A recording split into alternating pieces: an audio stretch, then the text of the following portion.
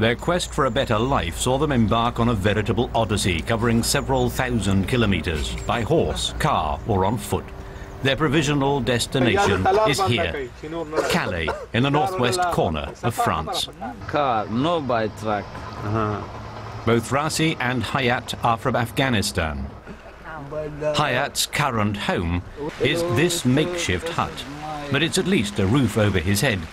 Plus, there's food. This is my lunch, this lunch.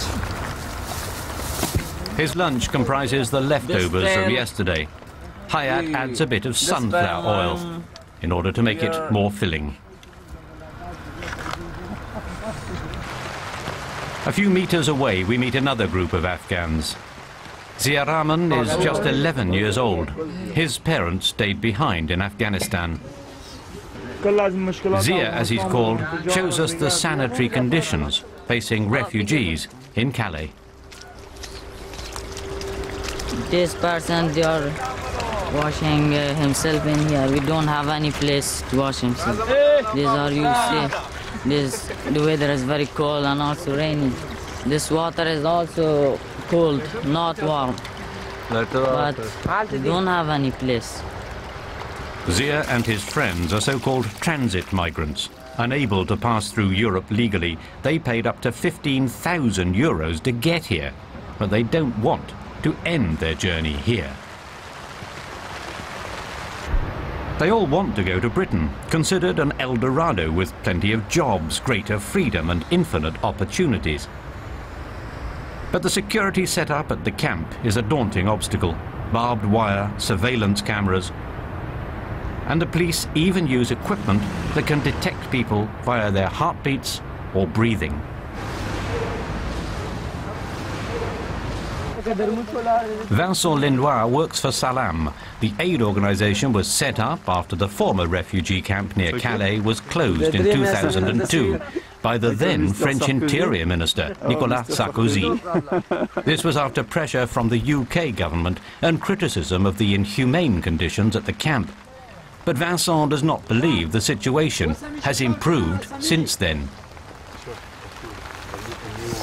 Today there are refugees all along the coast, from the Belgian border to Brittany. Wherever there are ports and ferries going to Britain. The sanitary conditions are getting worse. Sure, Sangatte wasn't a good solution, but now we're seeing that the situation today is even worse.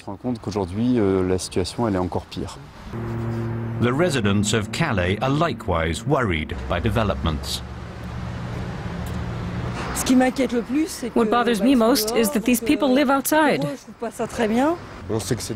We know they live in inhumane conditions, and our national and regional governments are looking the other way. Residents of Calais are gradually getting fed up. It's time to take action before things get out of control.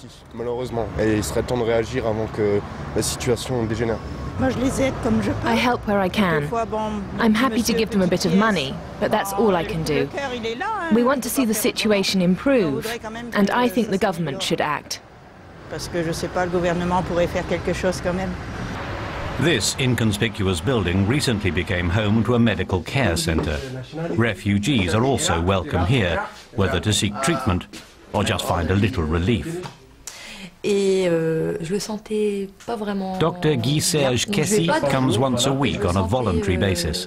The challenges he faces treating his refugees are worlds apart from those he's used to from his regular patients. Most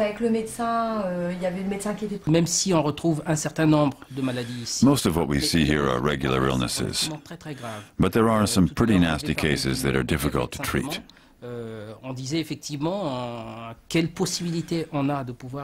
Diabetes, for example.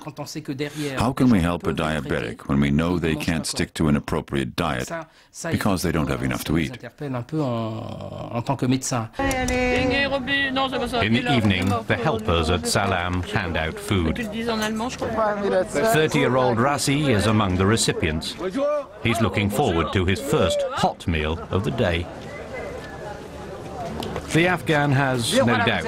At some point, he'll make it to the land of his dreams.